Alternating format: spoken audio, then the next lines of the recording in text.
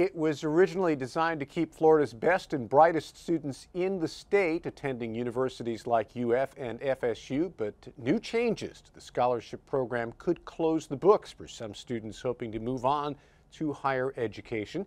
Here to discuss this issue and more is this hour's Newsmakers, Senator Anitere Flores from District 37, a Republican representing parts of Miami-Dade County. Welcome back to Newsmakers. Great to have you. Thank you so much for having me. I really appreciate it. So we're talking about the Bright Futures program. Many kids have benefited from this over the years. They've gone to college in the state of Florida.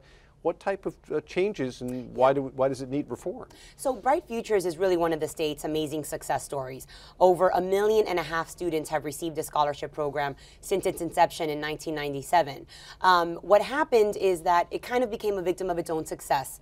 And so a couple of years ago, when we were in an economic downturn, some changes were made in order that were really financial decisions that were detrimental from a policy point of view, in my opinion, and in the opinion of others. So we increased the standards so that you would have the desired effect. Less people would get the scholarship. But now what does that mean? Now that we have a little bit more money in the budget, shouldn't we go back to the program's original intent, was to ensure that as many of Florida's best and brightest can stay here in the state of Florida? So I've proposed a bill, and working with some others in the House, to say, well, we're not going to decrease standards. We're just going to play around with it a little bit. Right now, in order to get a Bright Futures program, you need two things: a high GPA and a high SAT score. What we've done in this proposal is to increase the GPA a little bit more, and then bring the SAT score down to something that it's a little bit more in line with the national average.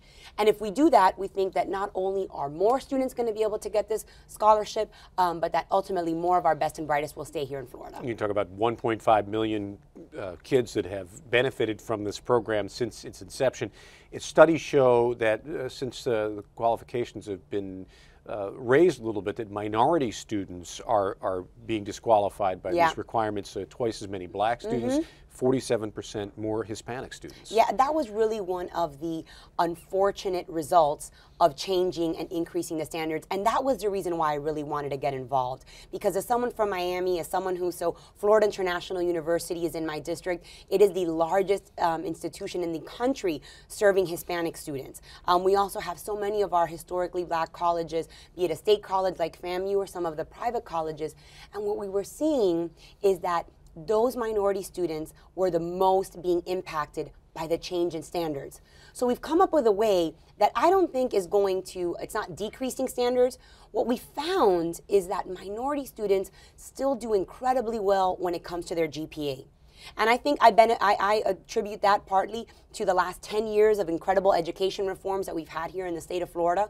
So our kids are doing better, our standards mean something, our GPAs are increasing, but sometimes minority students still struggle a little bit when it comes to standardized test taking. And one of the big victories last year in the legislature, one of the most significant bills that was passed, was the tuition, in-state tuition for undocumented students, and you had a lot to do with that. So now students that are undocumented through no fault of their own are eligible for in-state tuition in the state of Florida. Exactly. I mean, these are students who were brought here as young children. So many heartbreaking stories of students that you'd hear that they didn't even know they were undocumented until they went to have to go present their residency forms in the state of Florida.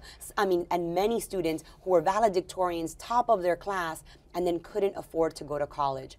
And isn't that just a waste of incredible resources that we have here in our state? I strongly believe that we have to do whatever we can to recruit the best and brightest here in our state, but then to ensure that they stay here. So if we're able to do that with some financial help as well, that's what we want to do, and that's why we're proposing some reforms this year again. Well, you're still young, but you're an old hat in the state legislature. You've been here for a while. Yes, for 10 years. And so what else do you have planned for this upcoming session? Oh, I appreciate that question very much. So the other issue, particularly for us in South Florida, that's always a hot topic, is the issue of property insurance, and what can we be doing to stabilize rates, to even lower them if we can. So we're working on some proposals that would really incentivize very heavily for the private insurance market to lower our rates so that, so that our constituents back home don't have to be paying these exorbitant rates on very modest homes. Our building codes are the best in the state in South Florida.